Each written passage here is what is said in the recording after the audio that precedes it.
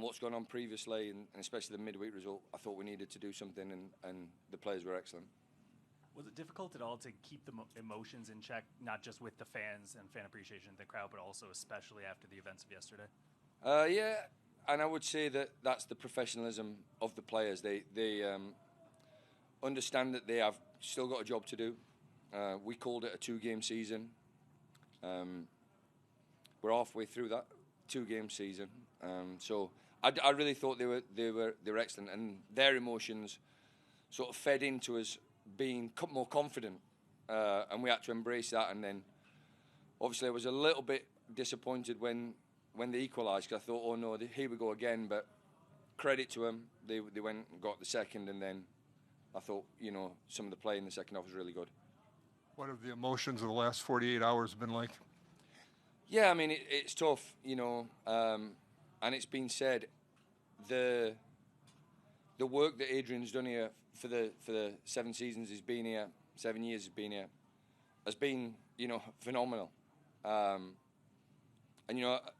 it's something that happens sometimes in sports, but we must pay respect to the past, and we must reflect on it and use that as a fuel to try and move forward. And I thought the players did really well.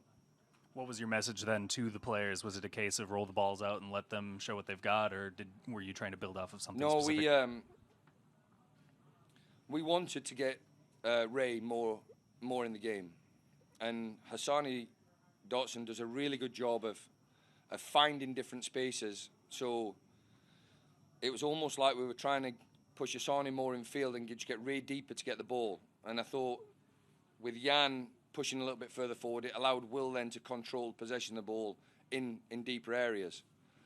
So the unselfish work of Jan and Hassani of movement to let Will have possession, and then to have Ray get on the ball in areas where we know he can create. And then I thought that obviously the movement of Timu was outstanding. There have been a number of home games in a row where Adrian's been up in your place saying, I thought we played well, we just didn't get what we deserved. Is it frustrating that it took till the final home game of the season for that finishing to finally come through? Yeah, and there's a lot of data and statistics that prove that, with expected goals, we were right there in moments in the game where, we could have took more points.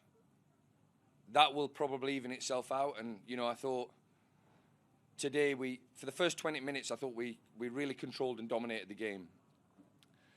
Then when they got back in, I thought Dane St. Clair made a couple of unbelievable saves. So we can't not pay respect to the opposition, because Dane actually did the job of what he's getting paid for, to keep the ball out of the net. And without that, expected goals and all that sort of stuff, the reality is you do have to put the ball in the net. And at one end we stopped it going in, and at the other end we put the ball in the net. And I'm pleased for Timu as well, because we all know what he can do, and he's just gone and shown everybody in the last home game that that's something to look forward to. You said yesterday you were going to make small changes, hoping to make a big one. You started the 2 veterans at the outside backs. Any other kind of small things that you did that were telling? I think it was just tactical, like of moving the midfield players into different positions in like what we thought was going to be a strength of ours in the build-up play. But in respect to Bakai and Zerek, Bakai coming back from his injury has done fantastically well. And I would say, at this football club, he's probably playing out of position at football at left back. But we know that he's played that in the top level in France. So we really trusted him to do the job. And obviously Zerek, I've worked with Zerek for a number of years at Portland Timbers and now here. He's just so reliable and makes really good decisions, both in defence and attack. How are you viewing this personally? I mean, it's rare that a coach would accept a 2-game season. So are you seeing this as a chance to make your case for this position, or are you... Well, when I was a player, I would have loved a 2-game season every year, because in England you used to play 46 and it was really tough. But no, it's. I think we've got to keep the main focus on what's left for the players. They're the ones that have to step over the white line and get the job done. We're all the ones that assist them. And in relation to everybody behind the scenes of the team behind the team, it's been emotional for us in the last, couple of days. And I would say I would even put the midweek game in that. It's not hard, accepting that performance and that result. So for everybody else behind the team to lift themselves up, get themselves going again, and give the support that they needed to give to the players so they could perform, I thought that was fantastic as well. Did you talk to Adrian at all in the last couple of days, and did he tell you anything about tonight? Obviously we spoke when the decision was made. I've got a good relationship with him, and I will be speaking to him again in the next couple of days for sure. The next game is at Kansas City, a place that Minnesota hasn't had a lot of success. How do you approach a game like that, knowing what's come before? Like we played a couple of years ago in the playoffs, and hopefully we get 3-0 up in the first half, and then everything will be all right again. No, it's tough because I'm not sure where the other results lie in terms of what games are left for that playoff scenario. But what I do know is, if Kansas City have a chance of going for the playoffs, then they will go all out for it. And the worry for us is, if they don't, then that becomes a strength because they've got nothing to lose.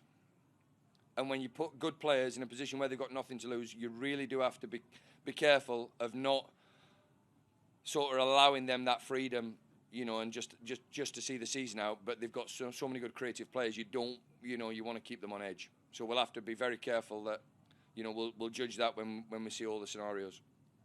Do you pay any attention to those scenarios, or just win and let it all take care of itself? No, yeah. I think you've got to win and hopefully do your job.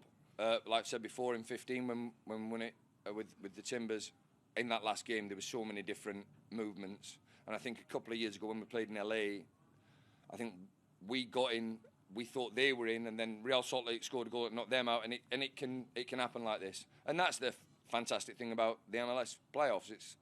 It will come down to the wire for a lot of teams.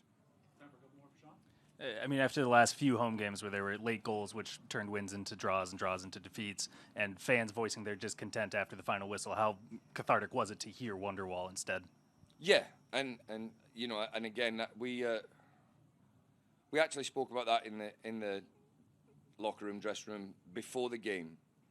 That when you're in a moment and you think about the past, usually you have regrets. And when you're in a moment and think about the future, which potentially could be that crowd singing and the families coming on the field and the fan appreciation night, it was, right, what we're going to do. And we focused on the positive element of living in a moment and thinking about the future. Thank you.